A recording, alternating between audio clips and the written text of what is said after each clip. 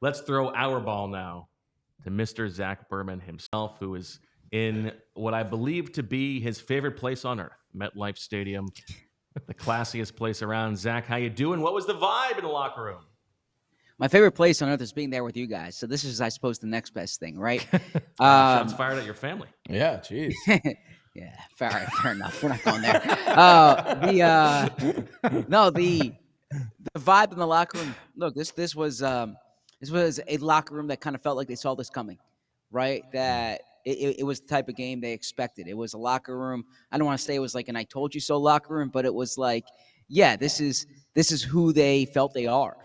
Defensively, you heard that. Offensively, like I don't think anyone was surprised by the way Saquon played. So this was a team that I think expected this type of performance, this type of win. It maybe came a little later in the season than they thought, than fans thought, but I don't think this was a team that acted surprised by the way this panned out today. All right, and so Saquon Barkley, who had 176 rushing yards in this game, what was the the support for him in the locker room, and what was we did get to watch his press conference after the game, so you don't have to go over that necessarily, but what was the vibe about the game that he had? Yeah, that they expected this, right? And I think they, the sentiment was this was a big deal to Saquon. Like, don't kind of take it from him that it wasn't. This was a big deal. Now, it was interesting. The Len kind of, did you guys watch Nick or no? We got a little bit of Nick. Yeah, a little bit of Nick. Okay. So did you hear what Nick said about the record, about not giving him in for the record? Yeah. Yes. Okay. All right. Yeah. So that was it was interesting there because it was close. Like, this is throughout the game, this was the dominant storyline. Like, to give you some color from the stadium, I did not see Saquon jerseys being burned in the parking lot like Saquon did, but I did see 26 Giants jerseys, or jerseys that are numbered 26 Giants with Saquon's name either X'd out or like a piece of tape over it. Damn. with someone else's name there. So yeah, look, this was an emotionally charged game. This was an emotionally charged game, and this was the type of thing that it really resonated within the locker room. And I think I don't think they're surprised by the way Saquon's playing. Like, he's shown this really since he got here. He showed this in Brazil. He has more as many 100-yard games in 6 weeks as anyone during the Nick Sirianni era has, like, in a season, right? So this isn't a surprise to a lot of guys in here. Jalen Hurts said, did you guys listen to Jalen? I don't want to repeat it. Okay. So Jalen said that when it happens the second time, in terms of a player going back and doing it like that, it's coincidence. When it happens the third time, it's precedent.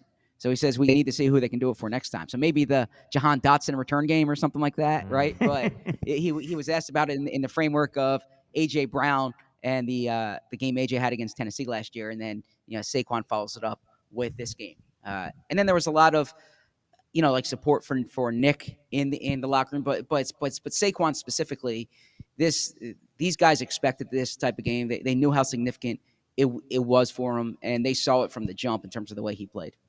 Zach, how fired up was the defense in the locker room? 2 straight games, no touchdowns allowed, ton of sacks in both games. We were talking about it during the show. It looks like they're playing faster, with more confidence. Is that defense feeling pretty good in the locker room tonight?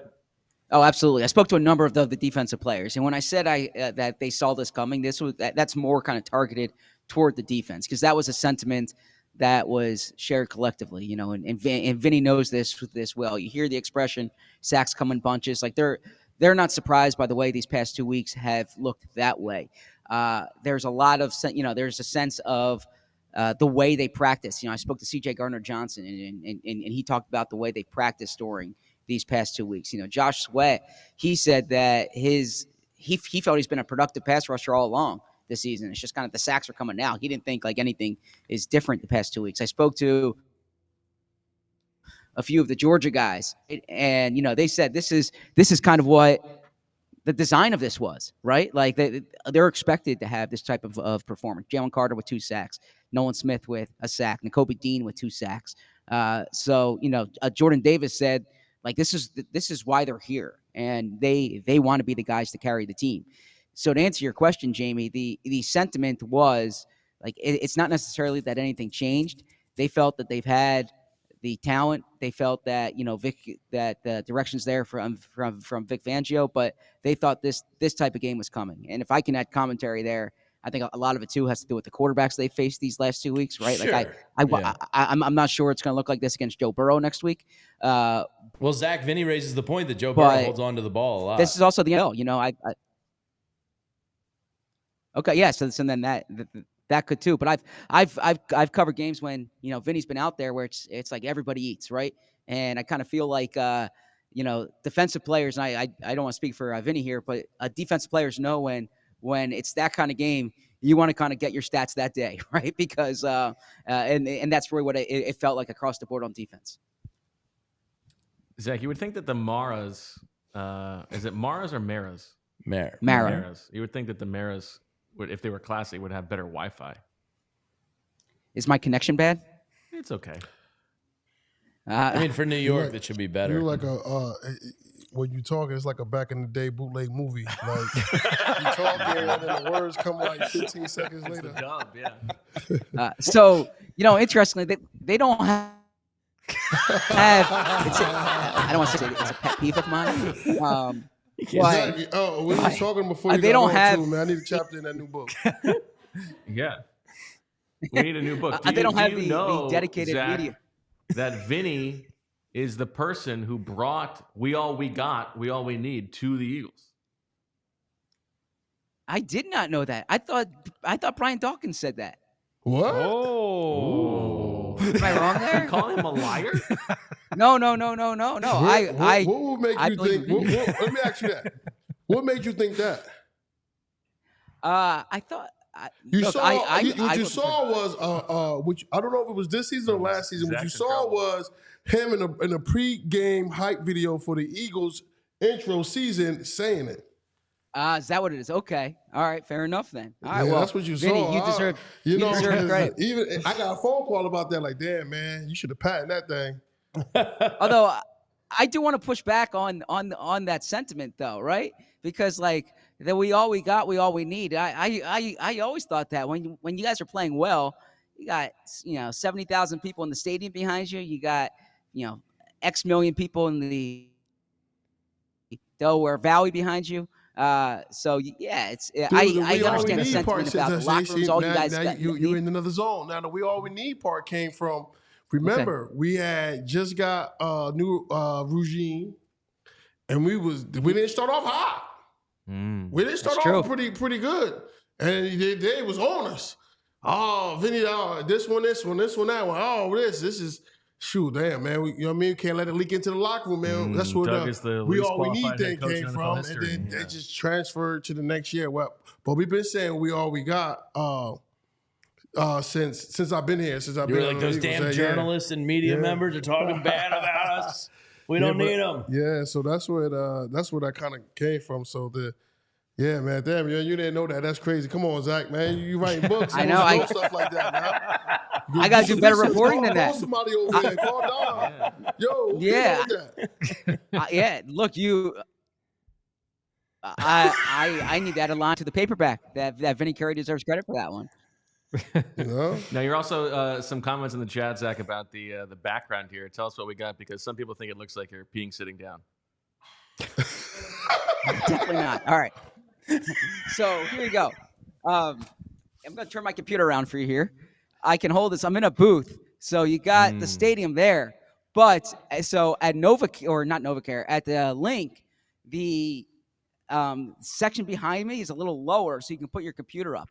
If I put the computer up there, you would just see the top of my head. Now, the good thing is I got a full head of hair there for everyone to see. But the wow, that's a 28-3 comment right there. But the bad thing is there you would not see me getting frozen on camera. I'm sorry. You want to talk about Nazis? Oh no. Well, I'm definitely not going near that one, bro. oh no. So by the way, this is not my lens is not the issue here. I'm underneath a light. I see in the chat someone says clean the lens. I'm underneath a light, so it's the ray of lights here. I hustled up from the locker room to make sure I was here. I knew you guys were like an hour plus deep into this, so I didn't want to keep you waiting. I wanted to make sure that I got on. We appreciate that. But the backdrop, I couldn't. I love this stadium. I obviously don't love the Wi-Fi right now, but I wish that the backdrop was a little more conducive. Hopefully, Cincinnati next week you can get a little, you can get like the tiger stripe somehow in the backdrop. So who else did you talk to in the locker room, Zach? Yeah, so I was all around that locker room today. Speaking to Jordan Davis, Nakobe Dean, C.J. Gardner-Johnson, Josh Sweat, a little bit of Tyler Steen. There were. I might be missing a few guys. I was bouncing around. I did not get to speak to A.J. Brown, unfortunately, but I really want to get a sense of the defense, their perspective, and then a lot on Saquon. That's obviously a big story here. And then obviously speaking to Jalen Hurts too. He said that fourth down play. I'll give you some insight here. He said that was not a check. He said, "Why do you guys think everything's a check?" He said that was not a check. That was just an aggressive play call, and it worked. He said that as far as like these snaps or like the amount of throws, he said you want games like this where every game is something different. There's times when they have to throw a lot. There's times when they don't. He got mad that no one kind of asked him about the defense. He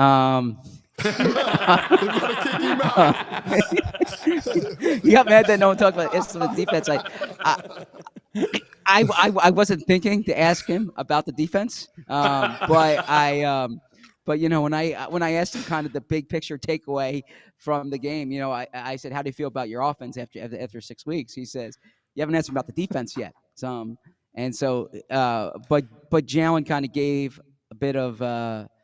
He wanted to keep his conversations with Saquon private, but I thought that was interesting. His response to the fourth down question was, "Why do you guys think everything's a check?" And he said that was not a check. That was just an aggressive play call. Can you ask my man what he thought of the game? I got the AirPods in, so he didn't hear you guys laugh. Yeah, but I want to know what he thinks. Really, ask him what he thought of the game. Do some reporting. Daniel Jones hasn't thrown a touchdown at MetLife, Zach, in 22 months. Let's get him in here to talk about it. Is that right, Daniel Jones? Okay. Yeah. He's terrible at MetLife Stadium, Zach. Yeah, this is actually today was Saquon Barkley's career high in MetLife. But yeah, Daniel Jones, man, they bet on the wrong horse. Yeah, the Giants bet on the wrong horse. And I got to say, I don't think Joe Schoen gets fired after this one. But if you think back to the John Robinson thing, like 2 days later, that went back to bite him. So, Jordan Davis after the game said he's surprised the Giants didn't run the ball or the Giants didn't run the ball as much as the Eagles thought they were going to. And I was going to put in, well, that's because they don't have Saquon, right? But I imagine, I think the Eagles would be the better team regardless here. But I thought that if Saquon was in blue today, it would have made a difference. All right, I want to ask on the Joe Schoen front. I want to ask everybody here this question because I imagine that Joe Schoen's going to have a tough day tomorrow. Either way, what's the the worst or the angriest a boss has ever been at you in your working career? Oh man, start with you, Zach. You want me to answer first? Yeah. I would say, man, there was a time when there was a, what? I'm trying to think here, because I'm gonna be honest. It's usually I'm more mad at myself than that doesn't surprise any of us. Yeah. No, so it kind of works like the person I like the boss is expecting to be mad at me, and then I just beat myself up so much that they probably feel bad for me by the end of the conversation. So there was a time when Tony Bennett was hired, and I thought that it was going to be, I had heard rumors that it was going to be Tubby Smith. That Tubby Smith was the guy they were going after, and I believe I was on my way to the Charlottesville airport to kind of track something on Tubby Smith. if memory serves, and then they hire Tony Bennett, and I'm like, oh God, this wasn't even on my radar, right? Which is extraordinarily embarrassing. And I was like apocalyptic. Like the amount of responsibility I was taking, like no one would ask me an accountability question thereafter. And I vowed that day that the next hire I would break. And Virginia hired Mike London to replace Al Groh a few months later. And I was on at the same time as the national reporter, so I felt pretty good about that. But yeah, he was mad about that. And then that's probably about it. Okay. I would say I don't want to monopolize the conversation here. Fran, what jumps to mind for you? One of a handful of times when I was working at Temple and something with video didn't work. So that's ultimately on me because I was the head video coordinator at Temple at the time. So team meetings, defensive room, like anything where it's like if the film's not right, and that was like one of the things I learned from the coaches, right? That the film better be right. At the end of the day, the film better be right. And so there were times where we went on the road, and this is back in the day. Like technology is a little different in terms of like getting stuff to the cloud, but like all the meetings for the hotel, like the video didn't work, and getting stuff to the laptops, like. Oof. Yeah, that's a tough one. And who was reaming you out?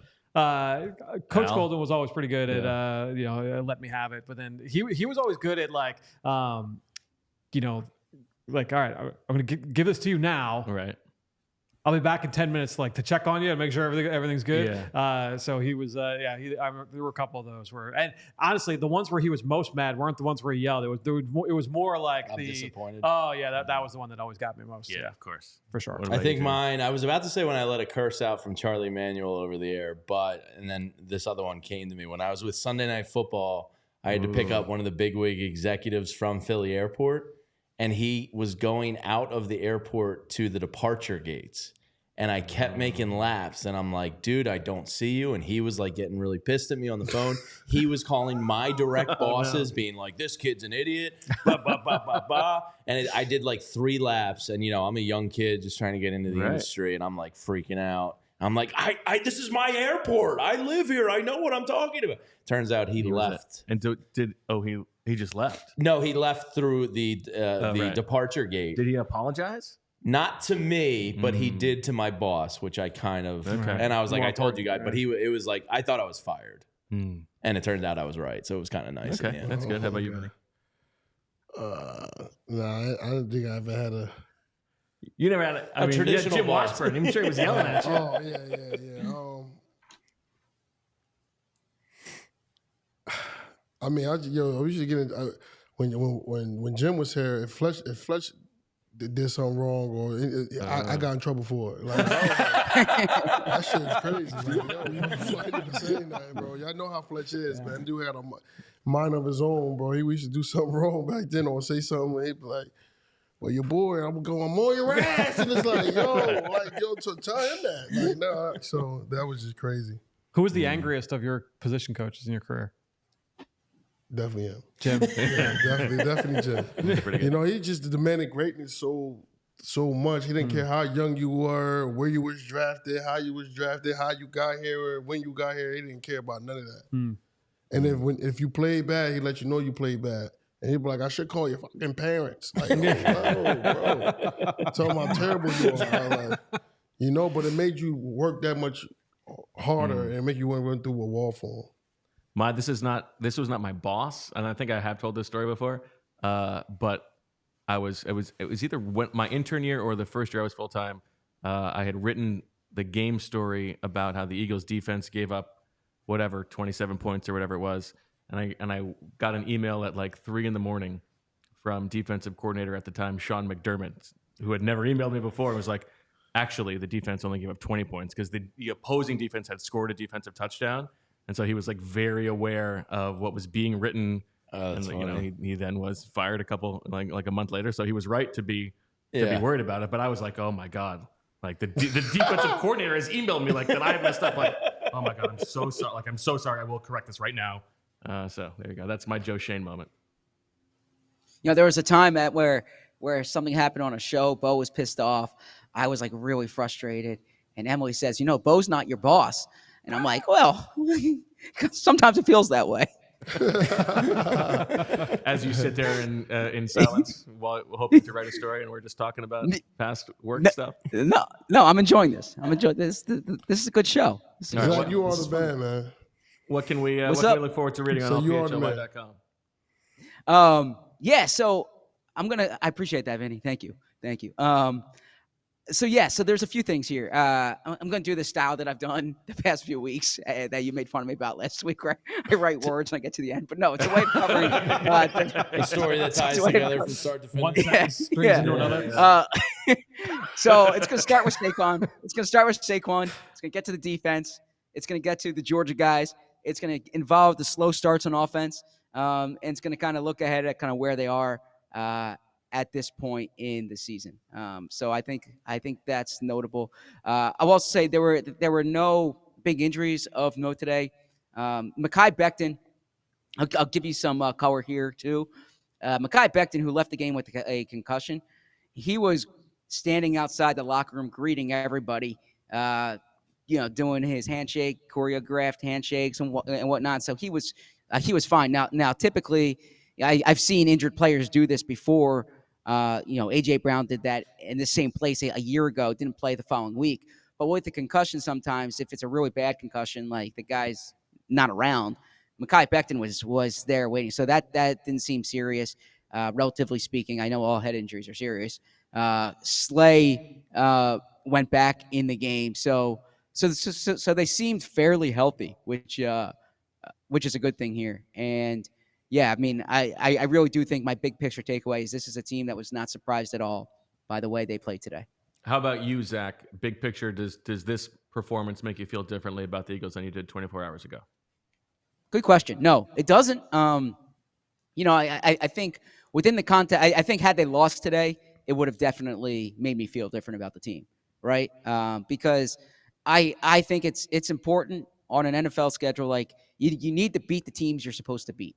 And then there's going to be games some of those tough games, there's road games that a team's hot. There's kind of schedule losses sometimes, but by and large, you got to beat the teams that you're supposed to beat. I thought going in this game, the Eagles were clearly superior to the Giants personnel wise. I understand the Eagles were missing their left tackle. The Giants were missing theirs too, though. I thought that injuries almost canceled themselves out. And so it was really a matter of like I thought the Eagles needed to outplay the Giants. Now, I don't want to overstate this. The Eagles were what 1 of 13 on third down today, or like 1 of 12 on third down. They still started the game way too slow. The defense played well. I give them a lot of credit. They played well against a bad offense. An offense that's not just bottom third of the league, like bottom 5 or 8 teams in the league in DVOA per drive. So I don't think that like this is necessarily who the defense is when they play against a Pro Bowl quarterback. But big picture, they're 4-2 right now. They're 4-2, and they haven't played their best ball yet. And I think that's a good sign for where this team's going. And it's a good sign for Nick. This was an emotionally charged week, and the players, by and large, said like, "Yeah, we're behind our coach. We take on the personality of our coach." And you heard Nick say that too. All right, Zach Berman and his full head of hair. Thank you for joining us from MetLife Stadium. We look forward to reading everything you've got on allphly.com, and we'll see you on tomorrow's show at 2:00. Look forward to it. Thanks, guys. We all silly like the mayor.